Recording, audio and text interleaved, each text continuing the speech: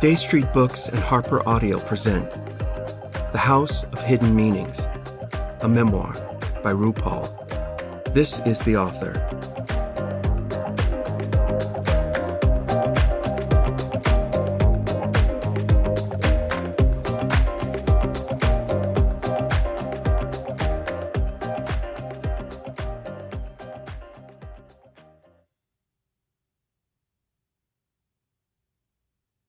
For the love of my life, George Labar.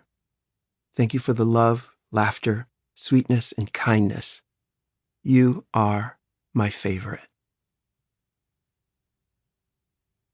Author's note. The events and experiences detailed here are all true and have been faithfully rendered as I remember them. I've changed the names and identifying details of some individuals to protect their privacy. Though conversations come from my keen recollection of them, they are not written to represent word-for-word documentation. Rather, I've retold them in a way that evokes the real feeling and meaning of what was said. Prologue. It still feels like summer when I arrive in Atlanta, late in September, that stifling humidity just starting to give way to the first hint of fall. I am 61 years old, and nearly a half a century separates me from the boy I was when I first came here in the back of my sister Renetta's sky blue Mercedes 450 SEL. But I still know my way around. The streets feel the same, even if many of the buildings have been torn down and replaced with something different. And more even than the sight of a few familiar brick facades and traffic lights, the taste of the place is familiar to me, the way a long-ago sense memory can get unlocked so easily. Atlanta tastes like butter, salty, with a hint of sweetness, the kind that's gone a little soft sitting out. It's deliberate, meant to be savored. That flavor, that tang, it's everywhere. It's in the radio streaming from an open car window.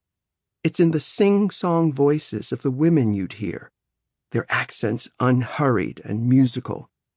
It's in the way those muggy summers make everything slow and sticky as molasses. I rent a bike and ride through the city to see what I can remember, and pretty quickly it comes back to me. There's the bench where I sat, rolled a joint, and watched as some men carved a tree that had been struck by lightning into a totem pole to commemorate the Piedmont Park Arts Festival. I had attended that summer for the first time.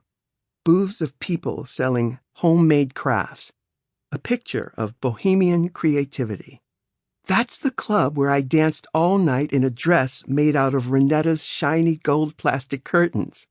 The heat of bodies around me, and the joyous sound of disco filling up my soul.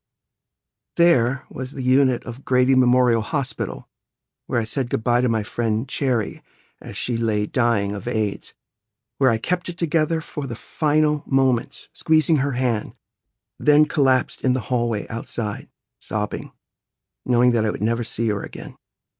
And there was the corner where, on a Christmas Eve years earlier, getting off my shift go-go dancing at the club, I walked past a bag of toys that somebody had donated to charity.